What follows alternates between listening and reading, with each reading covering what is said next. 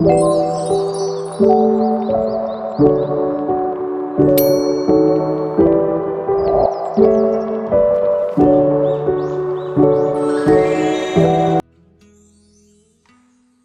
warahmatullahi wabarakatuh. Halo teman-teman, di sini saya akan menampilkan hasil dokumentasi wawancara singkat mengenai organisasi nirlaba, yaitu masjid. Sejarah singkat Masjid Laweyan. Masjid Laweyan adalah salah satu masjid bersejarah yang ada di kota Surakarta. Masjid ini sudah ada sebelum Masjid Agung Surakarta. Masjid ini dibangun pada tahun 1546 pada masa Sultan Hadiwijaya, salah satu sultan Kesultanan Pajang yang merupakan cikal bakal dari Kasunanan Surakarta dan Kasultanan Yogyakarta. Masjid ini menurut sejarah lisan berdiri pada tahun 1546 dan dianggap sebagai masjid tertua di Surakarta. Sebelum menjadi masjid, bangunan ini adalah sebuah panggung tempat persembahyangan agama Hindu Jawa di bawah Ki Ageng Belu. Konon, pada waktu itu terjadilah pertemuan Ki Belu dengan tokoh lain, yaitu Ki Ageng Henis. Nama yang disebut terakhir dikenal sebagai tokoh Islam. Tempat pemujaan itu kemudian diserahkan Ki Belu kepada Ki Ageng Henis yang lantas dirubah fungsinya menjadi masjid. Bentuk bangunan masjid yang mirip seperti kelenteng Jawa menjadi ciri khas Masjid Laweyan yang berbeda dengan bentuk masjid pada umumnya.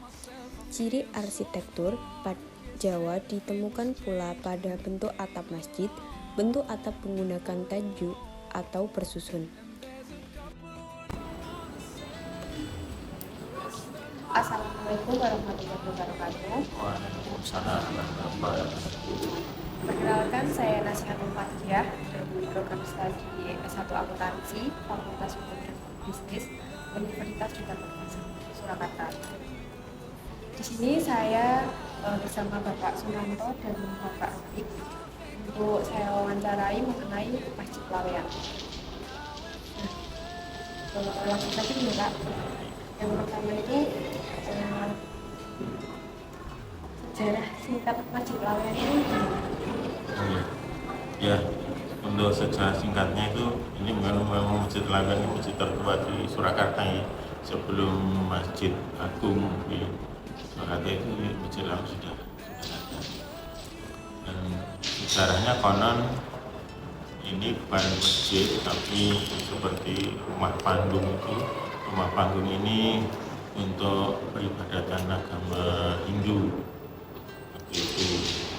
Dan di sini ada tokoh agama Hindu itu Ki Ageng Belu namanya. Dan Ki Ageng Belu ini punya pengikut yang banyak. Dan kemudian bertemulah dengan Ki Ageng Henis. Ki Ageng Henis adalah penasihat kerajaan Pajang waktu Sultan Hadiwijaya ini. Kemudian Ki Ageng Henis ini memang ditugaskan untuk menyebarkan agama Islam di Laweyan terutama. Nah, seiring dengan waktunya itu akhirnya si Ki Ageng Belu ini bertemu dengan Ki Ageng Henis dan keduanya itu memang Ki Ageng Henis itu dulu ada di rumahnya di Lor Basar di Laweyan ini. Waktu itu pada waktu itu setelah menikah. Dan setelah persahabatan dengan Ki Ageng Belu, kemudian Ki Ageng Henis mulai bisa mendakwahkan agama Islam. Akhirnya Ki Ageng Belu lama-kelamaan tertarik dan akhirnya mau memeluk agama Islam. Akhirnya semua pengikutnya ikut masuk Islam. Dan masuknya Ki Ageng Belu menjadi agama Islam ini, akhirnya pura ini akhirnya disediakan oleh ke Ki Ageng Henis untuk dijadikan tempat beribadah. Dulu itu memang bukan tembok gini, hanya papan-papan itu, tapi berupa panggung dan dengan ciri khas kalau Hindu itu di depan ada sungai, jadi kita sekali sungai itu memang sungai Kabanaran, di Bandar Kabanaran itu lalu lintas untuk batik, masuk obat-obat batik dan sebagainya.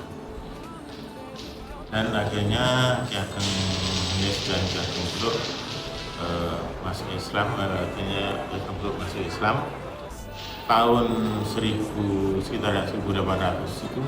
Akhirnya ini ditukar menjadi Citengko dan sebagainya, dan dari papan dari Tengko dan dari masjid. Namun sertifikatnya masih seperti yang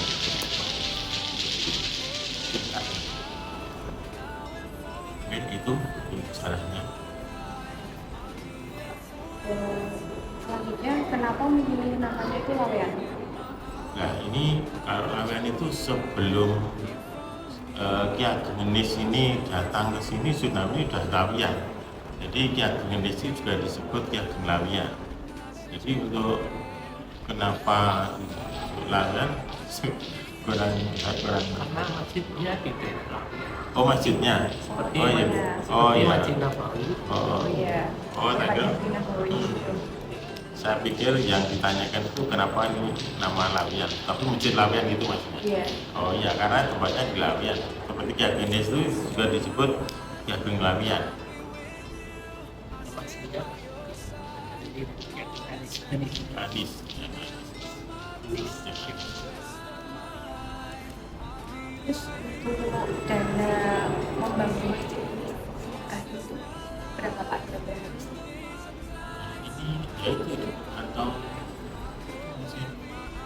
tahun 1800-an. Jadi itu belum diresmikan sebagai masjid itu masih pada masa Pondok ke-10. biayanya ya berapa?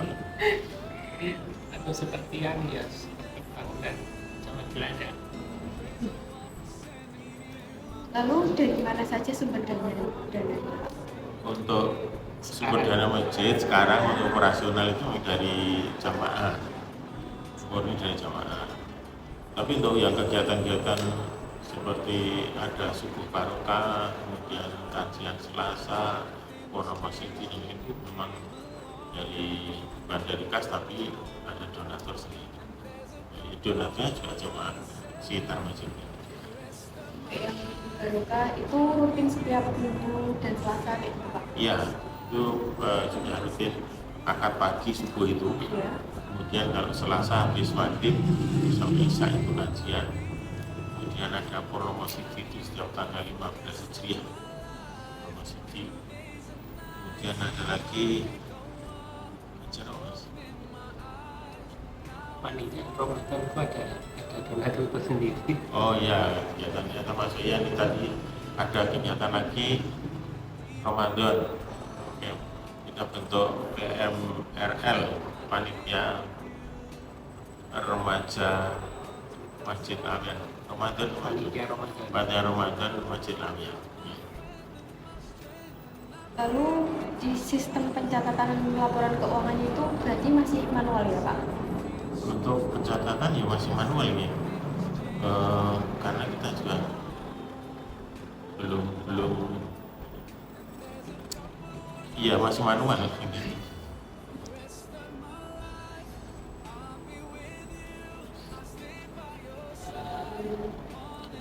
Berarti ada kendala di sistem pencatatannya itu masih manual, belum memakai yang kayak Microsoft terus kayak gitu ya Pak ya? Iya, belum. Ya, karena gini, Pak,